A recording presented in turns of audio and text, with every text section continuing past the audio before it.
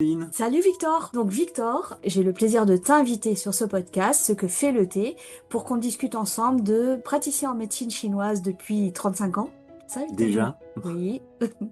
Comment on s'y prend pour entretenir sa bonne santé? c'est ça. Comment faire pour que le thé fasse partie intégrante de notre vie quotidienne et surtout comment faire pour que le thé s'harmonise avec une pratique ancestrale chinoise qu'on appelle Yang Sheng Fa, qui est la méthode pour entretenir le principe vital. Le principe vital, c'est la force de vie qui est en nous. Et cette force de vie qui nous est donnée à la naissance, elle doit s'entretenir. C'est-à-dire que si vous brûlez la chandelle par les deux bouts, elle durera moins longtemps que si vous vous en occupez intelligemment. Alors, Victor Casanelli d'Istria, avec qui j'échange et du thé et toi, tes bons conseils sur la santé, c'est ça qu'on essaye de vous partager depuis ces entretiens sur comment au quotidien entretenir sa santé. Alors bien sûr que je pars du thé qui est la base de nos échanges, qui va être le fil rouge de notre conversation, mais Victor va parler de son angle à lui, d'une certaine manière, une prise en compte globale de l'être dans son entièreté, plutôt que juste passer par des petits bouts. Donc ça, de toute façon, c'est déjà la médecine chinoise, c'est une médecine holistique, hein, de holos, le cercle. Donc c'est une médecine systémique, comme toutes les médecines traditionnelles. Hein. C'est pas l'apanage de la médecine chinoise, bien sûr. Hein. La médecine indienne, toutes les médecines grecques, galéniques, toutes les médecines anciennes du Moyen-Orient, Ibn Sina, tous ces gens-là ne voyaient l'humain qu'en relation avec son monde et en relation donc avec l'univers. Puisque c'est quelque chose qu'on semble avoir oublié, c'est la relation de l'homme et de l'univers, même au sein d'une famille, hein, c'est ça l'approche systémique, c'est que toute action va engendrer une réaction au sein du système. Peu importe si le système a deux éléments ou 8 milliards d'éléments. Toute action va engendrer une réaction. C'est un peu le principe du karma, entre guillemets, hein, en le dépouillant de son mystère et de ses origines bouddhiques. Action-réaction, c'est le principe d'un système. Donc, comment faire pour avoir une vie longue, mais surtout une vie en bonne santé? Hmm. Hein, parce que j'allais dire, peu importe la durée de la vie, ce qui compte, c'est la qualité de la vie. Vivre 80 ans, dont 30 ans malade, c'est peut-être pas l'idéal. Surtout qu'aujourd'hui, heureusement ou malheureusement, on peut vivre plus longtemps malade. À une époque plus ancienne, c'était beaucoup plus difficile. Certaines maladies étaient difficilement soignables. Bien que la médecine chinoise soignait mieux que nous au XVIIIe siècle. Hein. Donc, quels sont les principes pour arriver à vivre pleinement les jours qui nous ont été alloués par le principe divin? Premier principe, c'est l'adaptation aux saisons. L'adaptation aux saisons, ça veut dire, comme on a vu dans les podcasts précédents, s'adapter au changement du yin et du yang, c'est-à-dire du jour et de la nuit, du chaud et du froid. Donc, s'adapter aux saisons, hein, puisque l'hiver est une saison froide, où la journée est courte et la nuit est longue. L'été est une saison yang, où les jours sont longs et où il fait chaud. Donc, il semblerait évident que nous ne devons pas nous comporter, nous nourrir, boire, dormir de la même façon toute l'année. Malheureusement, aujourd'hui, avec le métro, boulot, dodo, c'est un peu comme ça. Hein. On va au travail tous les jours à la même heure, on en sort tous les jours à la même heure, on rentre chez nous tous les jours à la même heure et on fait pas vraiment la même chose. C'est vrai qu'en été, on va s'arrêter boire un apéritif avant de rentrer à la maison puisqu'il fait beau et jour. Donc on va quand même peut-être se coucher un peu plus tard qu'en hiver. Sauf si évidemment on est scotché devant l'écran hiver comme été et qu'on se couche après avoir pris une bonne grosse dose de lumière dans les yeux, ce qui est évidemment néfaste pour la santé puisque la nuit les yeux doivent se reposer. Donc je ne vous recommande pas de regarder ce podcast la nuit, mais plutôt le jour ou tant qu'il fait jour. Donc l'adaptation aux saisons, Ça veut dire ça, ça veut dire ne pas se coucher à la même heure. En été, on se réveille tôt, on se couche tard.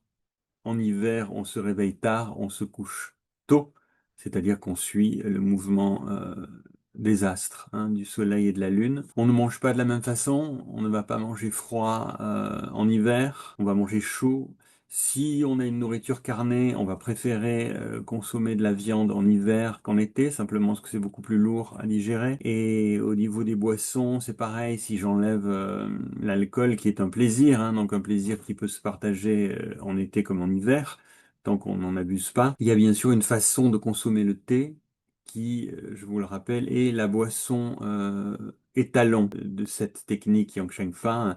Le thé, c'est une boisson, à part l'eau, qui est vraiment une boisson qui peut nous accompagner toute l'année. Donc en été, on va boire des thés frais. Oui, là on a eu ces conversations où finalement on fait un bilan de ce qu'on boit, comment dire, d'une façon spontanée, d'une façon spontanée, naturelle. De finalement, ça répond à quel principe? L'été, on boit des thés beaucoup plus clairs, comme les thés verts, c'est-à-dire dont l'infusion est plus vers le jaune et le pâle que le foncé.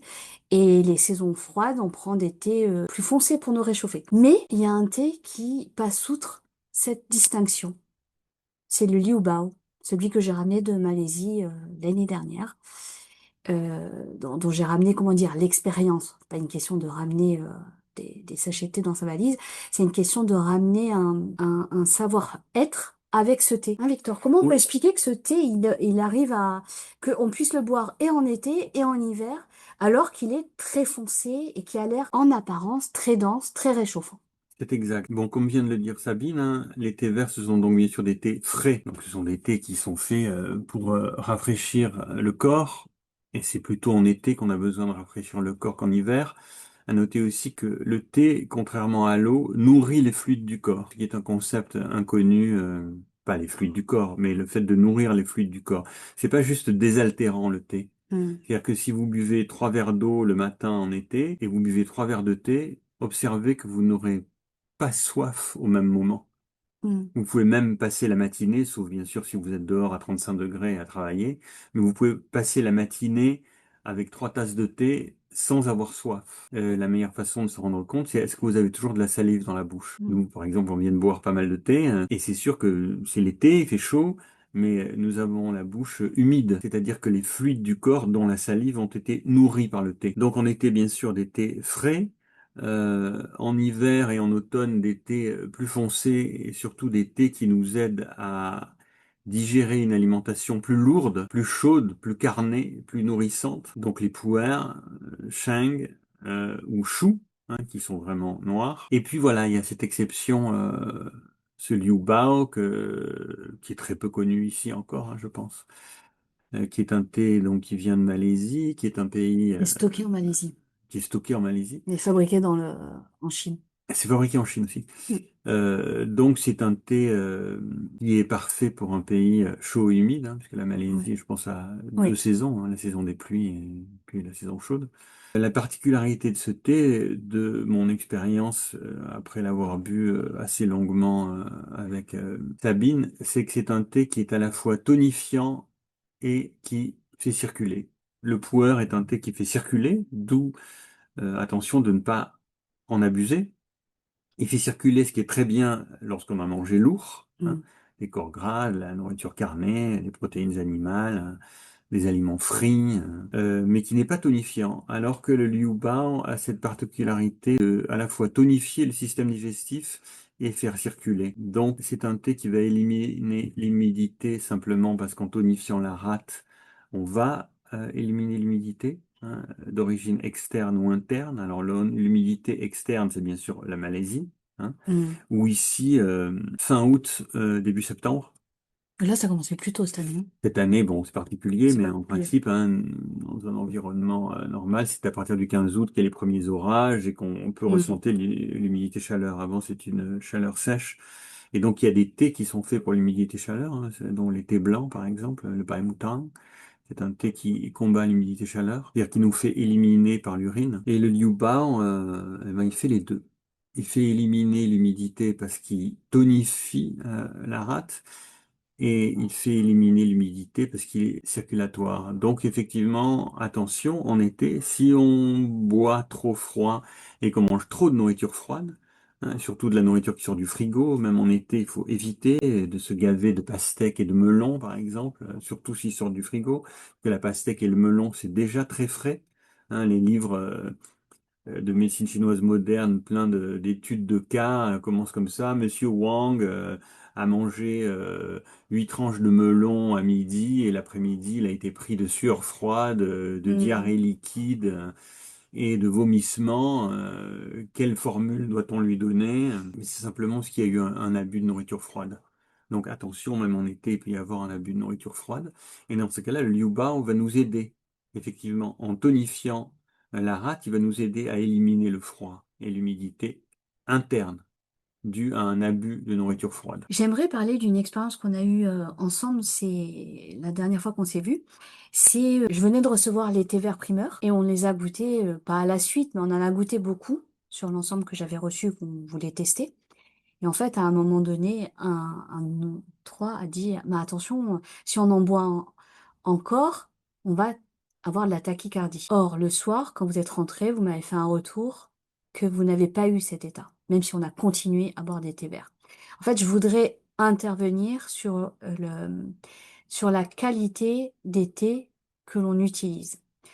On me pose souvent la question à la suite de ce podcast, oui, mais où est-ce qu'on peut trouver des bons thés? Moi, j'ai eu toujours une démarche, non pas de j'achète au meilleur prix pour vendre à certains prix qui correspondent au prix du marché. Moi, comme démarche que j'ai eue, c'est de prendre des thés intuitivement qui m'iraient. J'ai pas du tout cherché à acheter au meilleur prix. Quand je trouve un fournisseur de qualité, je lui achète ce qu'il a par confiance totale.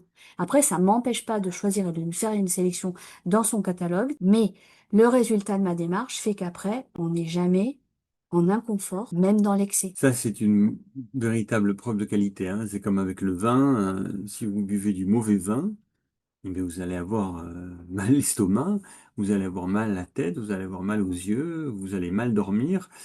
Si vous buvez du bon vin, bon après le bon vin, c'est une autre question qui dépasse ce podcast, hein, puisque c'est pas un podcast sur le vin, mais sur le thé. Euh, Bien sûr, dans des quantités raisonnables, vous n'aurez pas les mauvais effets du vin, les effets secondaires néfastes de cette boisson. Et de même que si vous buvez un thé vert de qualité inférieure, il va vous énerver, hein. Il va Ouais. être trop tonifiant. Même s'il est frais, l'excès de froid va aussi avoir une action yang, hein, puisqu'on a vu que les excès se rejoignent. Donc un excès de thé vert va avoir une action yang, c'est-à-dire il va vous donner de la tachycardie. Il va vous énerver au lieu de juste vous éveiller. Hmm. Hein, il y a une grande différence entre être éveillé et être énervé. Hein, c'est la différence dont on a parlé aussi entre la différence thé et café. Le café va quand même vous stimuler de façon beaucoup plus yang que le thé, c'est-à-dire, surtout si vous êtes sensible, le café va vous donner les sueurs froides, va vous donner de la tachycardie, va vous empêcher de dormir, va vous donner de l'hypoglycémie. Le thé, non, sauf si vous abusez de thé de mauvaise qualité, où les tanins, par exemple, peuvent vous irriter l'estomac encore plus que le café ou que le chocolat, hein.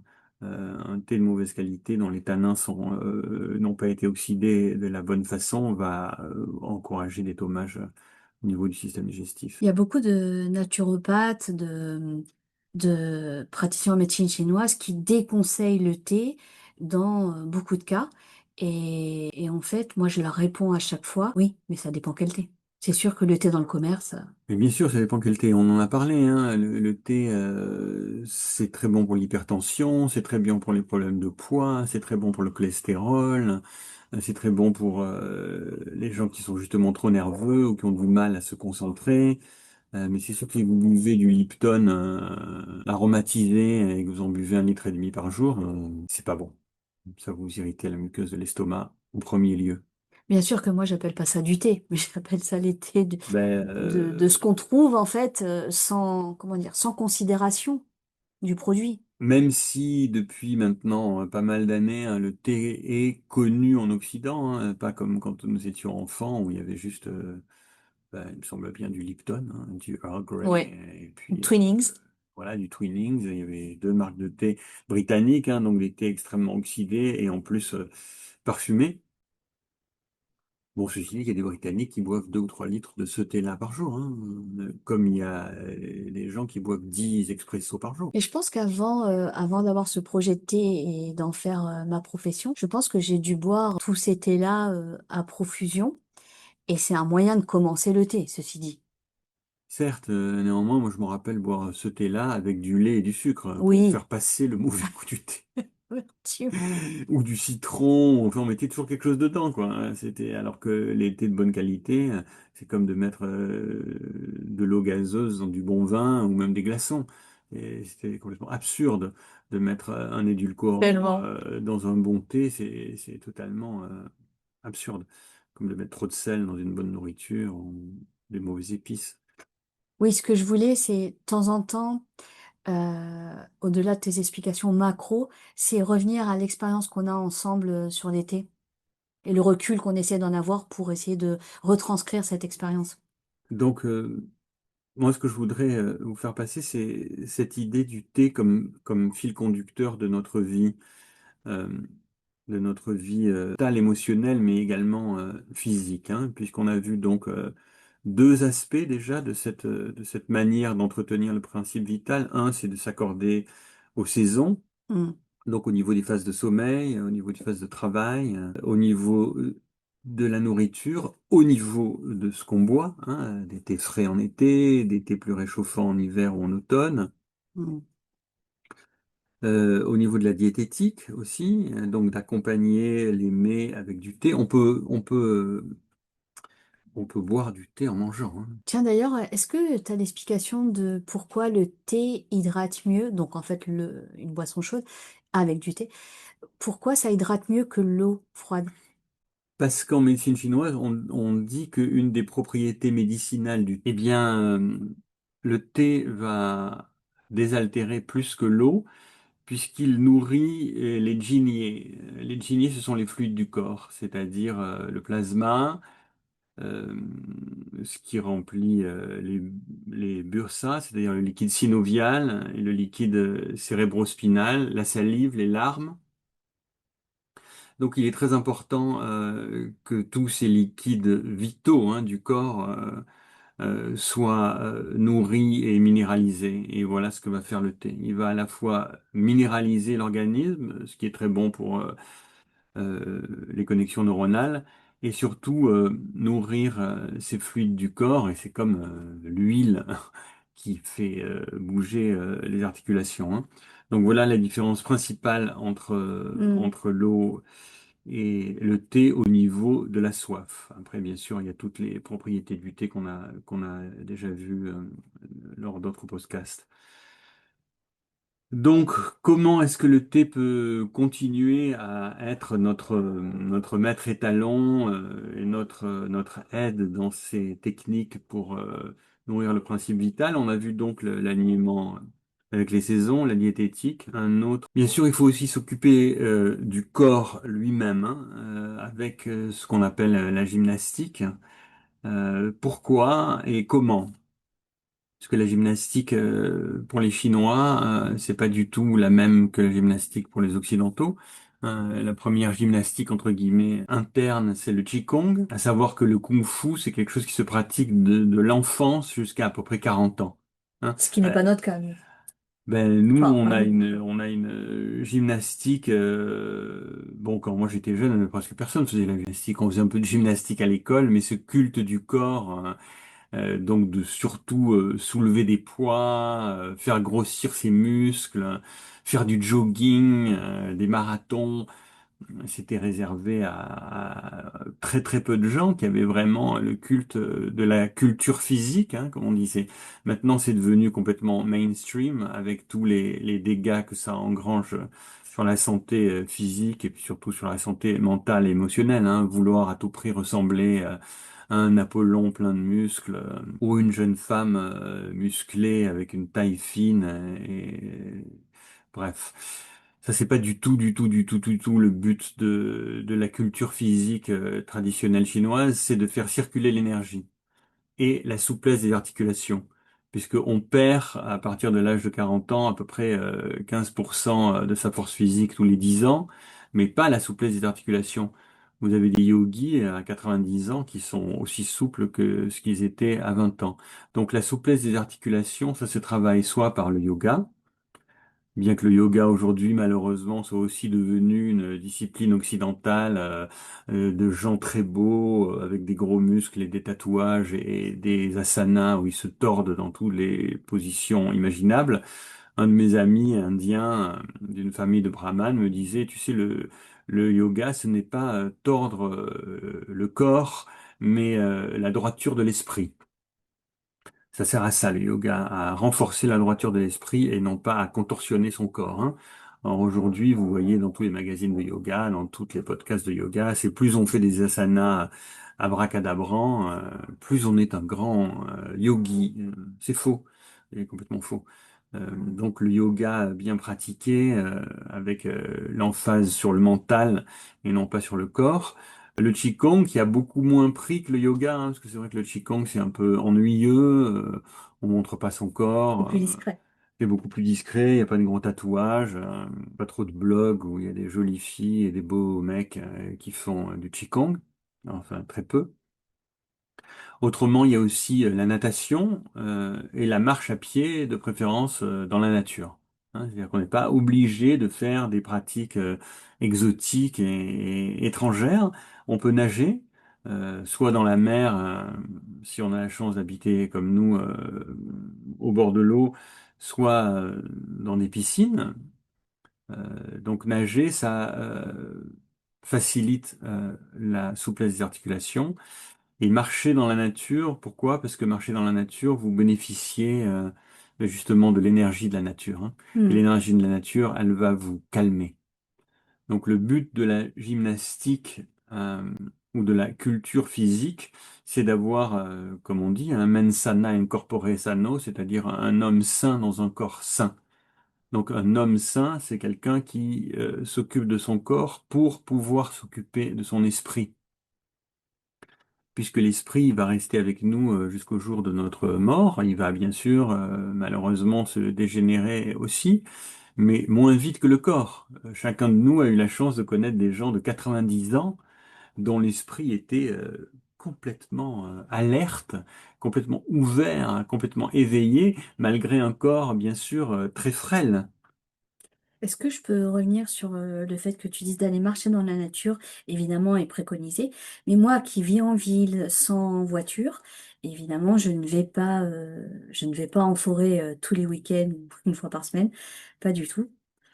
Et pour compenser cet appel de la nature qui existe en moi, le thé pallie ce mode de vie. Alors, justement, dans ces exercices, dans ces modalités du Yang Sheng Fa, on vient de voir donc la culture physique, hein, qui est le contraire de la culture physique, pas le contraire, mais en fait qui est très différente de l'idée qu'on a de la culture Hmm. physique en Occident. Surtout, il y a quelque chose sur laquelle je voudrais mettre l'accent, c'est la compétitivité. Ah Hein, oui. dans le yoga, il ne doit pas y avoir de compétitivité. Hmm. Alors que maintenant, il y en a une, c'est moi qui fais les plus beaux asanas, c'est moi qui ai Hmm. les plus beaux tatouages, c'est moi qui ai les plus belles combinaisons de yoga à 350 euros. Euh, c'est le contraire, hein. La compétitivité, ça pousse le yang, ça excite le cœur. Bon, c'est très bien hein, d'adorer le foot ou le rugby, moi, j'ai rien contre, mais dans la Chine traditionnelle, ça pousse les émotions du cœur d'une mauvaise façon, ça les disperse. Il y a une excitation, voire une hystérie, hein, qui pousse malheureusement, on le voit régulièrement, à la violence, surtout lorsqu'elle est accompagnée de l'abus d'alcool. Donc ce sport-là est une façon de pousser le yang, de pousser son cœur, qui est le contraire de la culture physique traditionnelle asiatique, qui est de concentrer l'énergie du cœur. Donc concentrer l'énergie du cœur, ça veut dire observer ses émotions. L'émotionnel mal géré est une des causes principales du raccourcissement de la vie. hein, c'est-à-dire ce qu'on appelle le stress, voire le burn-out, hein. Le burn-out, il y a une chanson, vous connaissez, de Neil Young, hein, qui est le motto des Hells Angels, Better to burn out than to fade away. Ça veut dire, il vaut mieux brûler la chandelle par les deux bouts que s'éteindre tranquillement. Bon, bien sûr, ça c'est le contraire de l'Asiate, hein, qui ne considérera un maître en arts martiaux comme un maître qu'après 50 ans, puisqu'il y a beaucoup de très grands combattants qui meurent après 50 ans ou avant 50 ans même. Donc ce sont de très grands combattants, mais pas des maîtres. Pourquoi? Parce que malgré leur prouesse physique extraordinaire, ils ont burn-out. Ils ont brûlé. Ça, c'est pas du tout dans l'objectif de la longue vie asiatique. Est-ce qu'on peut dire là que le culte de la performance, qui est quand même largement proéminent en Occident, c'est finalement contre-productif pour notre santé? C'est tout à fait contre-productif. Un autre maître, Léon Cocqueux, nous disait les hommes de 50 ans qui ont eu des problèmes cardiaques et qui soudainement se mettent à courir, sauf s'ils ont eu toute leur jeunesse et dans leur vie une pratique physique régulière. Mais si vous n'avez jamais eu de pratique physique régulière et que parce que vous avez fait un accident cardiovasculaire dû à un excès de sédentarité ou une diététique non appropriée ou à un émotionnel mal géré, c'est peut-être pas une très bonne idée de se mettre à faire du marathon. Pourtant, c'est ce que la plupart des gens font maintenant, hein. Ils commencent à courir et au bout de 2 ans, ils font des semi-marathons, voire des marathons. Ça, c'est un culte de la performance. Je comprends, c'est cette idée de se dépasser, Hum, hein. hum. Mais c'est aussi pas mal de se dépasser en se disant, tiens, je vais essayer de rester assis à regarder la mer pendant 90 minutes. Ça, c'est un autre dépassement. Voilà, d'abord je vais commencer par 5, puis 10, puis 15, puis 20, et je vais avoir mal aux fesses, et je vais avoir mal au dos, et je vais me rendre compte que je respire mal parce que j'ai trop de ventre. Donc il y a aussi un dépassement, hein, dans l'observation. Dans le yin, il y a un dépassement euh, beaucoup plus profond que dans le yang, parce qu'il est stable. Qu'est-ce qui est plus dur, de courir un semi-marathon ou de se dire je vais rester assis dans une position X à regarder l'horizon? C'est une Se- bonne question, hein. Selon ton point de vue, en quoi le thé nous aide justement à faire comment dire, ce travail en interne, Alors voilà, sans comment est-ce employer le mot que... méditatif ou centrage, tous les mots compliqués? Mais c'est pas très compliqué justement. Comment faire lorsqu'on a un émotionnel comme nous tous, hein, qui part un peu à tous les coins, pour, je vous l'ai dit, en médecine chinoise, l'énergie du cœur doit être concentrée. Donc le mot concentration. Alors bien sûr, vous allez me dire, ah oui, mais il y a la méditation, mais vous savez très bien que la Ou même le méditation, sport? le sport, c'est pas pareil, parce Non? que dès qu'on fait du sport, il y a une addiction hormonale qui se Ouais. passe, hein.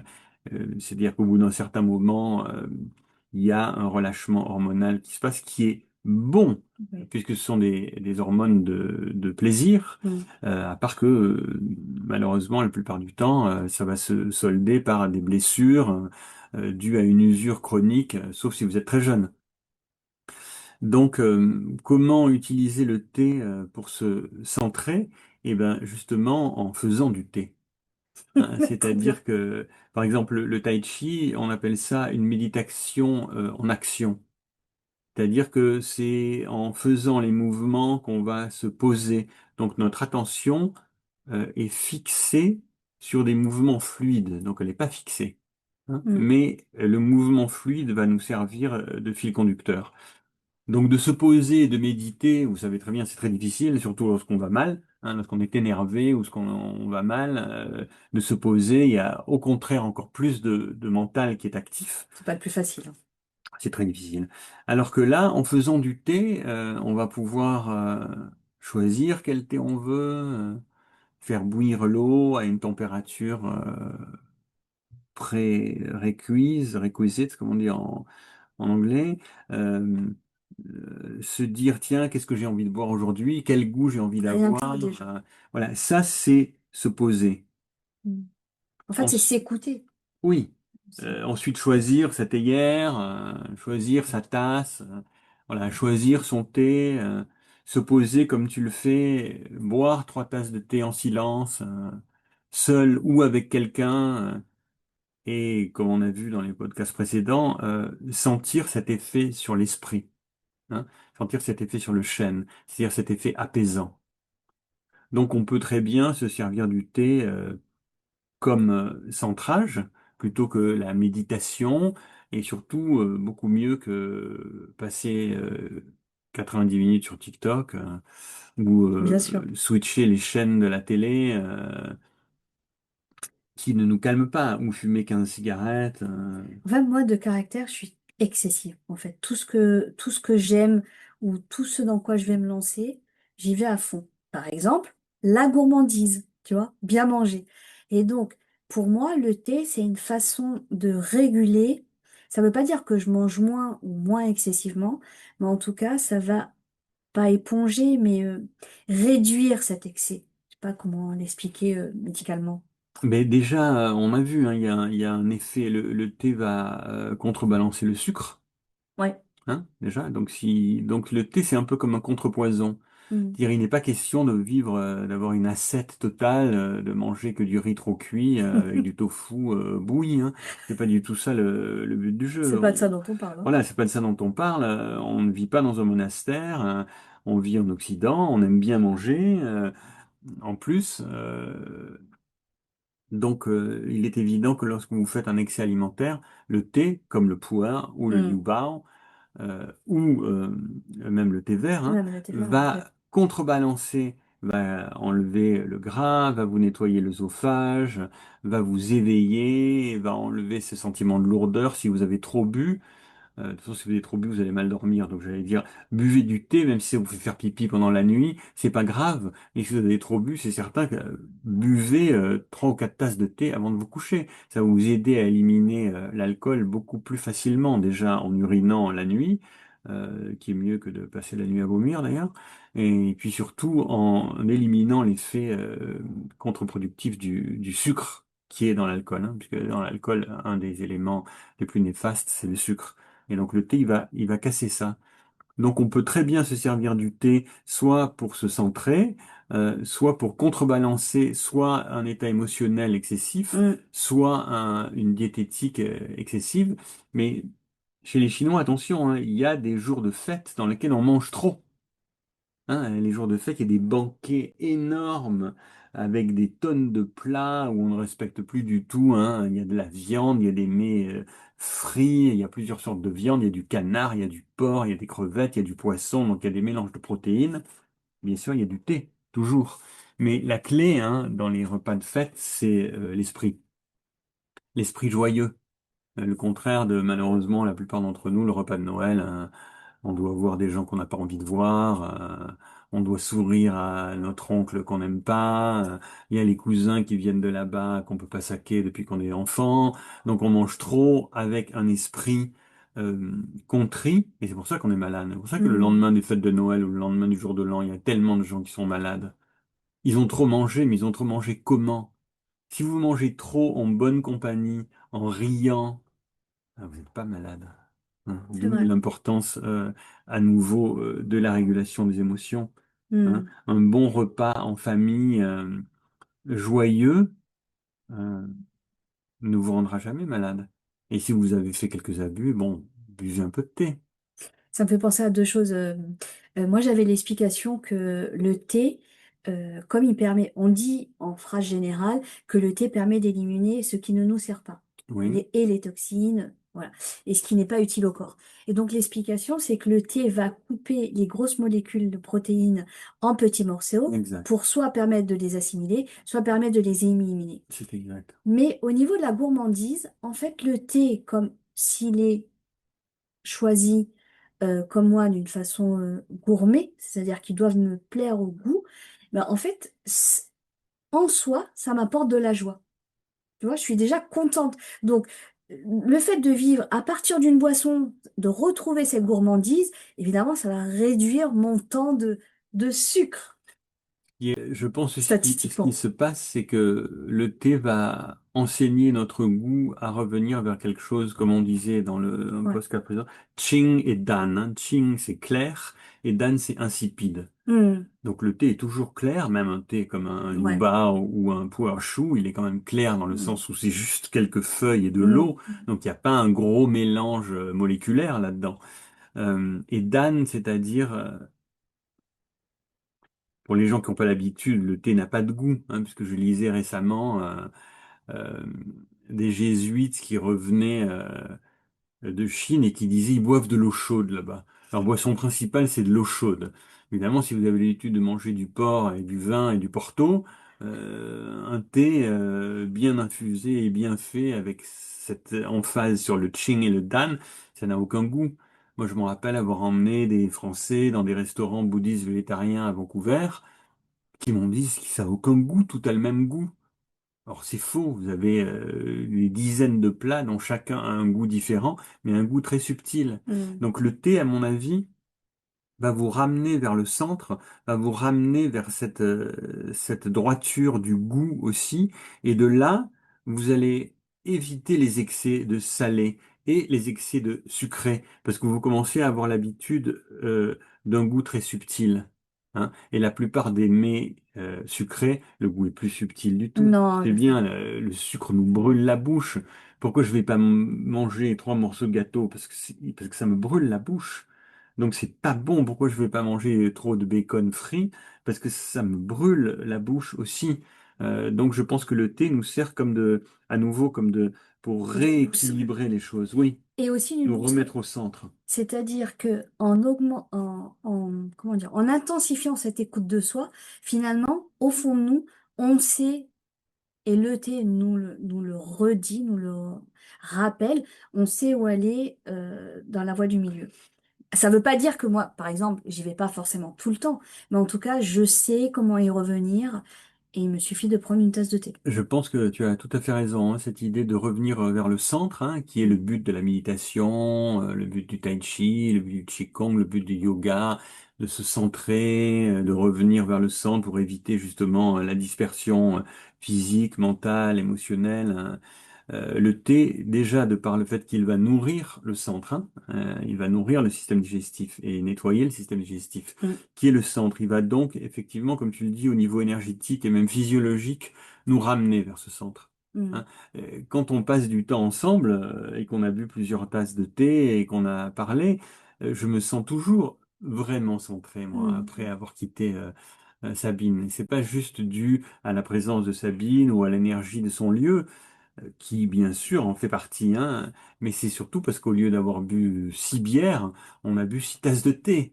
Non pas que c'est pas bien de boire 6 bières, mais c'est sûr qu'en sortant de chez Sabine après avoir bu 6 bières, je ne vais pas du tout me sentir dans l'état dans lequel je me sens après avoir bu six tasses de thé. On va Hein. dire que le thé, c'est l'extension de mon caractère, ou comment dire, l'outil qui me permet d'exprimer au mieux ce que je suis. Écoute, ce qui est intéressant, une fois de plus, c'est que, bon, l'origine du thé, c'est la Chine, hein, Ouais. et que la Chine ancienne mettait vraiment l'emphase sur ça, l'ordre, hein, Mm, l'ordre microcosme, macrocosme, le centrage, l'accord avec les saisons, et tout ça, ça vient effectivement d'un centre. Et mm, cette boisson-là, elle est faite pour ça. Donc, il n'y a rien de hasardeux. Hein. Tout est magnifiquement agencé. Il se mm, trouve que la plante native de la Chine est la plante qui va encourager cet état d'esprit.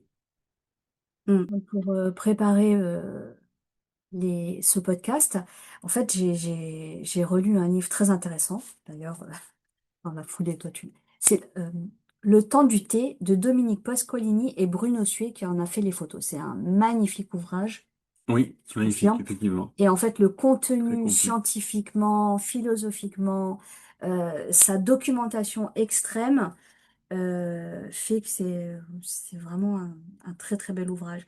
Et donc, il parlait de la valeur aussi du thé dans l'histoire de la Chine, pas uniquement historique, culturelle et à la fois pour la santé, mais économique. C'est qu'en fait, le thé, sans aucune commune mesure avec toutes les autres choses que la Chine a échangées avec l'Occident, elle a pris un essor fulgurant sur le poids économique de la Chine. En fait, c'est devenu un produit transactionnel complètement dingue. Qu'est-ce qu'on pourrait dire Mais c'est là-dessus? intéressant, bon, comme à une époque, c'était en Hollande, c'était la tulipe, hein, la Oui. bulbe de tulipe, ou même le hareng aussi, qui a fait la fortune de ces pays. La Chine, c'est le thé. Ce qui est intéressant, c'est cette idée de trading à nouveau, hein, comme on a parlé au tout début du premier Oui. podcast. Tradition, ça vient de ça, ça vient de circulation. Mm. Donc la Chine a pu échanger son thé contre d'autres denrées. Et donc le thé a aussi cette fonction circulatoire, Ou même l'argent. bien sûr, a aussi cette fonction circulatoire non seulement à l'intérieur du corps, Mm. mais dans les échanges commerciaux qui, s'ils sont bien faits, hein, si l'avarice et la cupidité n'en sont pas au centre, est un grand enrichissement, évidemment. L'échange commercial, l'échange culturel, l'échange des denrées enrichit les gens, non seulement pécuniairement, mais surtout au niveau de leur mental et de leur esprit. Alors, Victor, je pense qu'on a fini cet échange pour cette fois-ci. Oui, C'est encore très enrichissant. En fait, ce qui est bien pour nous, c'est de mettre des mots sur notre expérience de tous les jours, sur tout nos à fait. pratiques, Et et d'essayer de vous les partager. je pense que bon, cette notion de Yang Shengfa, hein, qu'on appelle aussi médecine préventive, Mm. c'est-à-dire comment ne pas être malade avec les paramètres que je vous ai indiqués, on peut effectivement se servir du thé comme maître étalon, hein. Du thé dans son adaptation aux saisons, avec les thés qui varient suivant les saisons, Mm. du thé dans sa diététique comme boisson principale, comme contrepoison, Mm.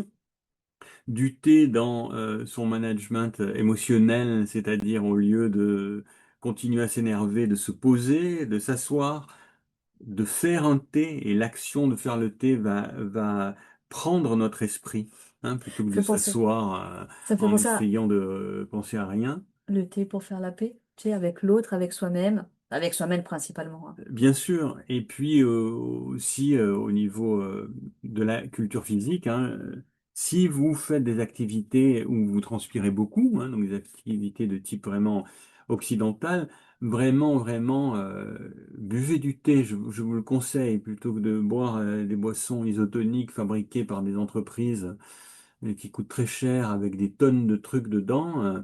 Vous faites un thé vert, vous emmenez un thermos chaud en hiver et frais en été, et je vous garantis qu'il y aura un effet désaltérant qui vous bluffera, hein, vous serez surpris. Et en plus, un effet éveillant. Ce que je peux, en guise de conclusion à tous ceux qui posent encore la question de où on peut trouver du bon thé, tout le monde ne vient pas forcément ici à Nice prendre du thé auprès de moi, mais en tout cas, mon premier critère, à moi, tant que je peux, c'est de prendre des thés sauvages, même chez les thés verts, un maximum, autant que je peux. Alors oui, ça a un certain coût, mais ce coût, finalement, le profit, c'est le confort.